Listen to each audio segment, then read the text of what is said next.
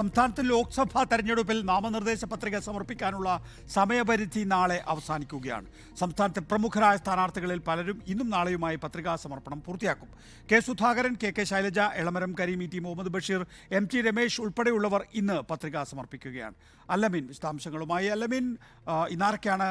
രാഹുൽ ഗാന്ധിയും ആനി രാജയും പത്രിക സമർപ്പിക്കുന്നതിനായി അവരുടെ വഴിയിലാണ്. മറ്റാരൊക്കെയാണ് പത്രിക സമർപ്പിക്കാൻ ഒരുങ്ങുന്നത്? നികേഷ്, മാർച്ച് 28-ന് ആരംഭിച്ച നാമനിർദ്ദേശ പത്രിക സമർപ്പണം അത് നാളെ കൂടിയാണ് അതിനുള്ള സമയപരിധി ഉള്ളത്. അതുകൊണ്ട് ഇന്നും നാളെയുമായി പരമാവധി ആളുകൾ പത്രികാ സമർപ്പണത്തിലുള്ള തയ്യാറെടുപ്പിലാണ്.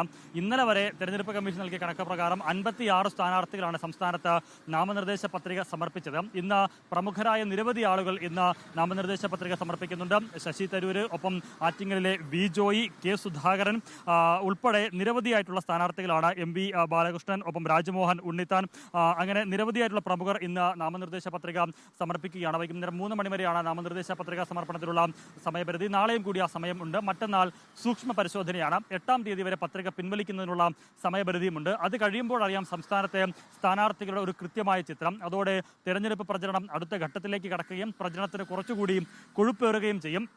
നേരത്തെ സൂചിപ്പിച്ചതുപോലെ രാഹുൽ ഗാന്ധി ഉൾപ്പെടെയുള്ളവർ സംസ്ഥാനത്തേക്ക് എത്തുകയാണ്. സ്വാഭാവികമായും ഇനി അങ്ങോട്ടുള്ള ദിവസങ്ങൾ ദേശീയ നേതാക്കളുടെ ലാൻഡിംഗ് ടൈം കൂടിയാണ്. പ്രചരണം ആ രീതിയിൽ മുമ്പോട്ട് കൊണ്ടുപോകാനും വലിയ രീതിയിൽ കൊട്ടിക്കയറാനും തന്നെയാണ് മുന്നണികൾ തയ്യാറെടുക്കുക. പ്രചരണ രംഗത്ത് പല വിഷയങ്ങൾ മാറിമറിഞ്ഞു വന്നു. ഒരുപക്ഷെ ഇനി പുതിയ നേതാക്കൾ, ദേശീയ നേതാക്കൾ കൂടി സംസ്ഥാനത്തേക്ക് എത്തുന്നതോടെ പുതിയ വിഷയങ്ങൾ വീണ്ടും രംഗത്തേക്ക് വരാനുള്ള സാധ്യതയും തള്ളിക്കളയാനാകില്ല. ഏതായാലും സംസ്ഥാനത്തെ തെരഞ്ഞെടുപ്പ് പ്രചരണം ഈ അന്തരീക്ഷ ചൂടൊക്കെ ഉണ്ടെങ്കിലും അതിനിടയിൽ ഒരു വേനൽ മഴ പെയ്തെങ്കിലും ആ പ്രചരണ ചൂടിനെ തണുപ്പിക്കാനൊന്നും അതുകൊണ്ടായി ഒരുപക്ഷെ ഇനിയുള്ള ദിവസങ്ങളിലും മഴ കനക്കാനുള്ള സാധ്യതയുണ്ട്. പക്ഷേ എന്നാൽ പോലും തെരഞ്ഞെടുപ്പ് പ്രചരണം അതിന്റെ ഹൈ വോൾട്ടേജിലേക്ക് കടക്കുമെന്നുള്ള കാര്യത്തിൽ സംശയമില്ല. പുതിയ വിഷയങ്ങൾ എന്തൊക്കെ രംഗത്ത് വരുമെന്നുള്ളതാണ് ഏറെ പ്രധാനം. അതോടൊപ്പം രാഹുൽ ഗാന്ധി ഉൾപ്പെടെ പ്രചരണ രംഗത്തേക്ക് വരുമ്പോൾ അദ്ദേഹത്തിനെതിരെ ഉൾപ്പെടെ ഉയർന്നു വരുന്ന ആരോപണങ്ങളുണ്ട്. BJPക്കെതിരെ മത്സരിക്കാതെ കേരളത്തിൽ വന്ന് മത്സരിക്കുന്നു എന്നതടക്കമുള്ള ആക്ഷേപങ്ങൾ, ആരോപണങ്ങൾ വരുമ്പോൾ അതിനൊക്കെ രാഹുൽ ഗാന്ധി മറുപടി പറയുമോ? ഒപ്പം പ്രധാനമന്ത്രി ഉൾപ്പെടെയുള്ളവരെ കളത്തിലിറക്കി BJPയും കളം പിടിക്കാൻ തയ്യാറെടുക്കുന്നുണ്ട്. ഇനിയുള്ള ദിവസങ്ങളിൽ പ്രധാനമന്ത്രിയും അമിത്ഷായും ഒക്കെ ഉൾപ്പെടെയുള്ളവർ എത്തുകയും ചെയ്യും. അങ്ങനെ വരുമ്പോൾ